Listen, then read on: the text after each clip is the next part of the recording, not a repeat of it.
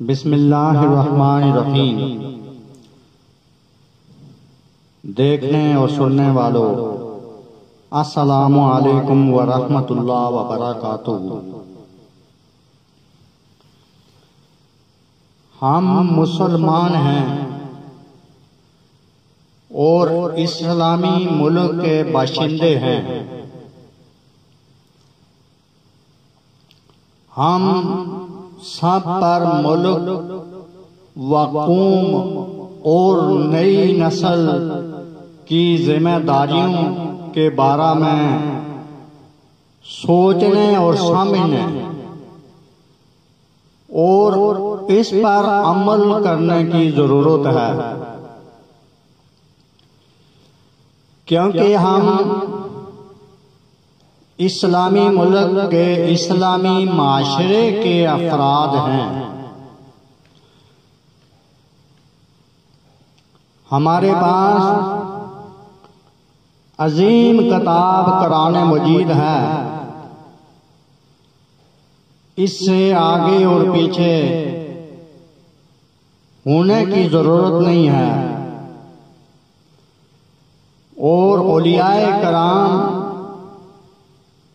के किरदार,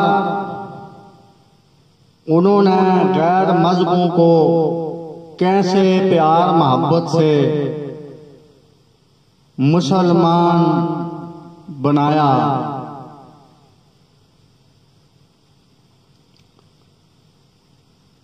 लेकिन हम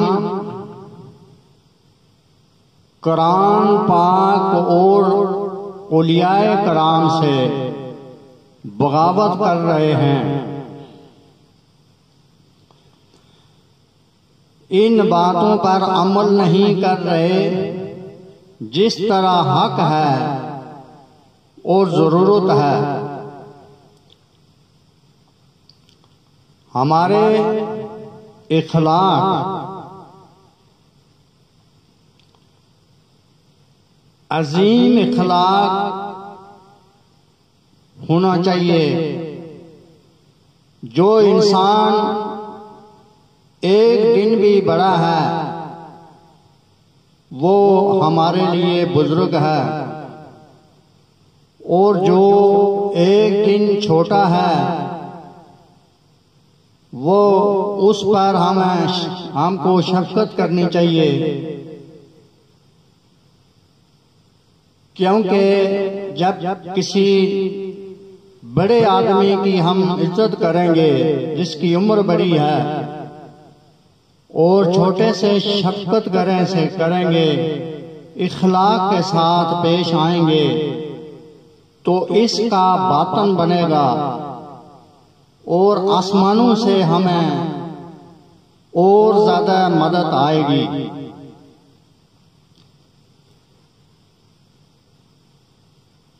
रहन सहन, माशरत, महाश और एहसास जिम्मेदारी, यानी कि हमारा रहन सहन, एहसास जिम्मेदारी, महाश दुनिया की दीगर गैर मुस्लिम अक़वाम से बेहतर और नुमाया होनी चाहिए। रहन सहन हमारा सादा होना चाहिए, और एक इलाके में जितने लोग हैं तकरीबन एक जैसा रहन सहन रखें, ताकि एक दूसरे पर जालसपन और कीना और बग़ज़ ना हो। इस्लाम और इंसानियत हमें गरीबी और अमीरी से दूर करती है, क्योंकि अमीर वो जात है जिसने सूरज, चांद, सितारे और जमीन बनाई और कुल मखलूकों को वो खिला रहा है, और उसके पास किसी चीज की कमी नहीं है, और कमी होती भी नहीं है।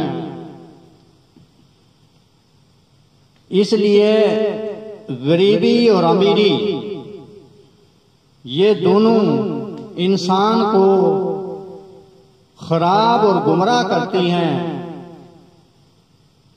गरीब और अमीर ये हमें एक दूसरे से दूर करते हैं।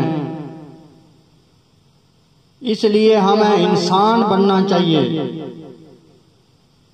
क्योंकि इंसान एक अशरफुल मखलूकात है, बहुत बड़ा मकाम है जो अल्लाह रब्बुल इज्जत ने दिया है। तो इंसान आपस के अंदर एक जैसे ही होने चाहिए। ये जो मस्जिद के अंदर हम नमाज पढ़ते हैं और अल्लाह रब्बुल इज्जत के सामने उसके आगे हम सजदा करते हैं, ये इसीलिए करते हैं कि हम सब मखलूक हैं, तू बड़ा है, तू अमीर है। इसलिए जिम्मेदारी जब तक हम सब के अंदर जिम्मेदारी नहीं है, उस वक्त तक हम बस एक मखलूक हैं। क्योंकि इंसानियत में जिम्मेदारी का किरदार करना, काम करना, काम के अंदर और किरदार के अंदर अपने लिए भी बेहतरी है और दूसरे के लिए भी बेहतरी है। गैर मुस्लिम अक़वाम से बेहतर और नुमायां होनी चाहिए। यहाँ रोडों पर लोग चल रहे होते हैं और एक दूसरे की बहनों को गालियां दे रहे होते हैं। हमारा इखलाक यानी कि इतना कमजोर और पीछे रह गए हम। जब हम किसी बड़े इंसान से मिलें या छोटे से मिलें तो इबादत समझकर बड़े आदमी की इज्जत और एहतराम करना चाहिए और छोटे से शफकत करनी चाहिए। यही आसान रास्ता है और इंसानियत की तरफ ले जाएगा। हम दायरा इस्लाम में हैं, हमें सब मालूम क्यों नहीं। इन वजूहात को जानना और इनका हल तलाश करना भी हमारी जिम्मेदारी है। छोटी बड़ी बुराइयों से बुराइयों की तरफ हमारी तवज्जो क्यों नहीं है, या अगर है भी तो उसका असल कुछ नहीं हो रहा और नतीजा खराबी और बुराई है। इस वजह से गैर मुस्लिम अक़वाम हमारे प्यारे नबी सल्लल्लाहु अलैहि वसल्लम के दीन से दूर हो रहे हैं और नफरत कर रहे हैं, क्योंकि इन बुराइयों की फसल हम खुद बोकर काट भी रहे हैं और आइंदा की नस्ल के लिए भी छोड़े जा रहे हैं। हमें अपने मुल्क के फूलू जैसी नौजवान नस्ल को इन खराबियों से दूर करने की या करना होगी, ताकि गैर मुस्लिम हमारे मुस्लिम माशरे से मुतासर होकर नबी सल्लल्लाहु अलैहि वसल्लम के दीन में जोग दर जोग शामिल हों, ताकि दुनिया और आखिरत में हमें भी शर्मिंदगी न हो। हमारे मुल्क के मेहनती और अजीम नौजवान इस्लाम और मुल्क के लिए बड़ी खिदमत कर सकते हैं। छोटी खराबियां और गलतियों से तौबा करके इब्तिदा अशरफुल मखलूकात की हैसियत से मिसाली इस्लामी माशरा काम कर सकते हैं। सैयद बाबा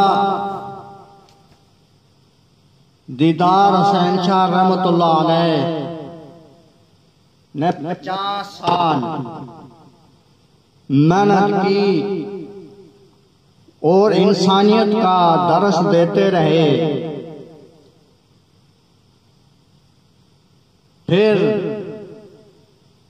उन्होंने इंसानों के ऊपर प्रैक्टिकल करके मेहनत की। इस वजह से जिस आदमी की जबान सीधी है उसका दिल सीधा है। जो आदमी जबान से बात करे वो सीधी बात करेगा तो उसका दिल सीधा होगा और उसकी आखिरत सीधी हो जाएगी, उसकी आंखें सीधी हो जाएंगी, दुनिया और आखिरत दोनों सीधे हो जाएंगे। और जो इंसान कहता कुछ और है और करता कुछ और है, आंख से कुछ और कहता है, जबान से कुछ और कहता है, जब वो दुनिया से पर्दा करेगा तो वो बहुत पछताएगा कि मैंने दुनिया में जुल्म किया अपने ऊपर। इसलिए जो लोग इस दुनिया में पैदा हुए वो अरवाह की दुनिया में जाएंगे और वहां पर ज्यादा उम्र पाएंगे। हर मोहल्ले के अंदर एक मस्जिद है, मदरसे हैं, कानून हैं, लेकिन सब कुछ होने के बावजूद अमल नहीं नजर आ रहा। और जब हम अमल करेंगे तो रिज़्क़ की पूरे पाकिस्तान में किसी इंसान को तकलीफ न होगी। हम जिन इलाकों में रहते हैं वहां पर अगर लोग परेशान हैं महाश की वजह से तो वो फिर परेशानी आसमानों की तरफ जाएगी, फिर वापस आएगी तो वो बीज दरख्त बन जाएगा, फिर वो हमारी नस्लें काटेंगी। इसलिए हर मोहल्ले में मस्जिद मौजूद है, वहां पर दर्स भी होता है, लेकिन हम अगर अमल ना करें तो अल्लाह ताला हमें कभी नहीं संवारेगा।